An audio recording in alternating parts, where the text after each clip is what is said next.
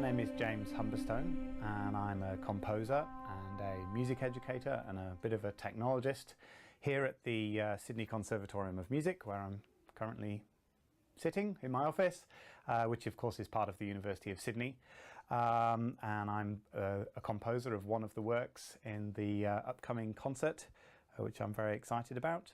I've written a lot of music for children and a lot of music for professional ensembles, and nowadays I still try to do as much of that and as much sort of exciting, innovative stuff as I can, and call it a research output here at the Con.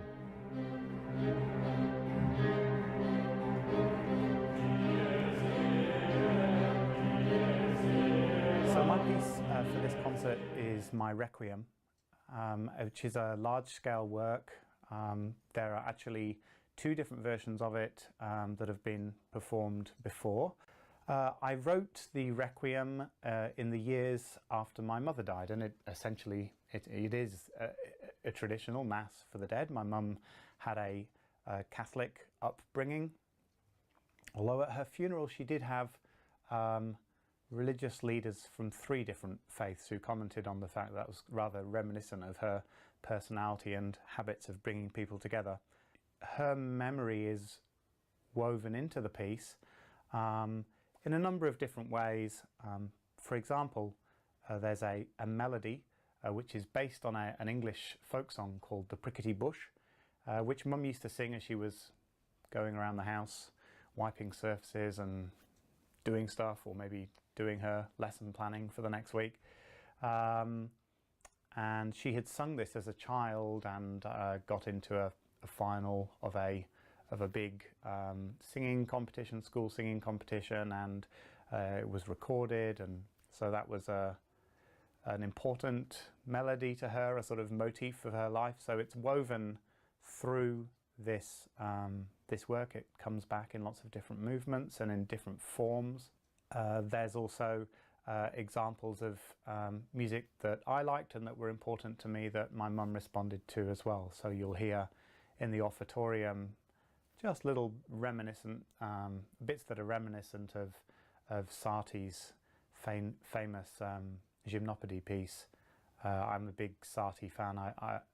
He's known as the grandfather of experimentalism, and I've always liked experimentalism of the various isms in the 20th century that sought to reform, change and refresh music. And this time Sally Whitwell has done some rewriting of it herself as well, for the forces that she wanted to use for this concert. So I'm actually, not only do I get to come and hear a piece that I don't get to hear very often because it does involve relatively large forces, but I get to come and hear a new version of it at this upcoming concert, which is particularly exciting.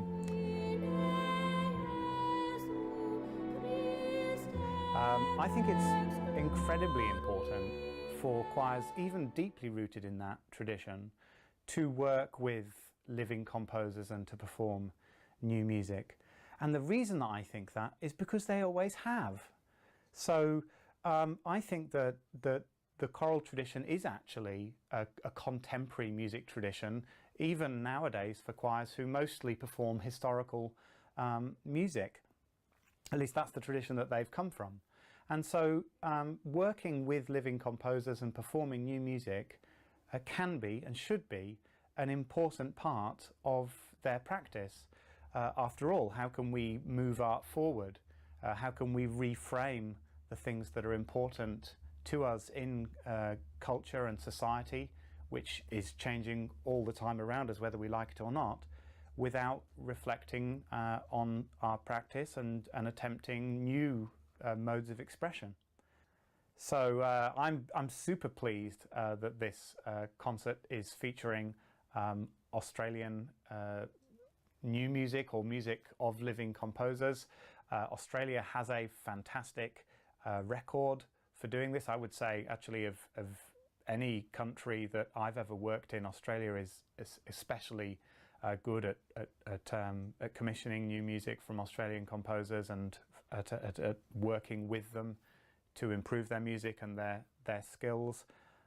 This is a great place to be a composer who writes for choirs, and actually looking at the program, I'm probably the least experienced of them all. When you look at the work that some of my colleagues have done, they're incredibly experienced and they write just brilliantly for voices, much better than I can. But I yeah, do my best, and I'm extremely pleased to be part of the tradition in its many forms.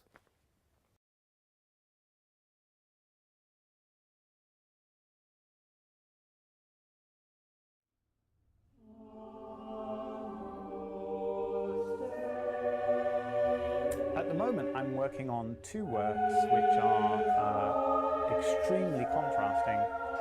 So these two pieces are one that we did a workshop performance of here at the Sydney Con last year, which is called Odysseus Live, and that's a cross-genre work with I think lots of elements of social justice to it as well, both educationally, musically and politically, on the themes that it explores. It's based around a reworking of Homer's Odyssey, as you might guess, by the Australian slam poetry champion and hip-hop performer Luca Lesson. And so several artists have collaborated on this. I'm working obviously as the composer. We had an electronic music producer too, and Luca himself working on the words. The other work that I'm working on is another setting of a text, but completely different. In this case, it's a commission from the Goulburn Regional Conservatorium to write a song cycle in that tradition. And the text was also commissioned by Australian writer Nigel Featherstone.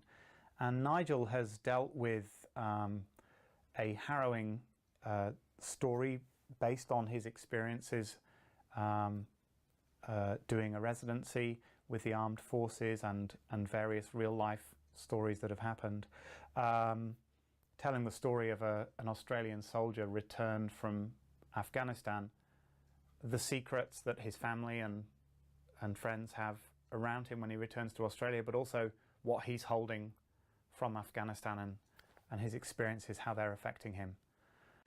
So there are a couple of things that are ongoing. But if you would like to know anything else about my music, naturally I have a website, so you can Google me. I guess the last thing that I would like to say is thanks for listening to my wafflings in these videos, and also thank you to the choir and to Sally for preparing this third performance of my Requiem in about 15 years since I first wrote it. So it's as I said at the start, it's a piece that I don't get to hear very often, and it's very, very special when I do get to attend a live performance of it, and I'm really, really looking forward to coming to the concert. So thank you.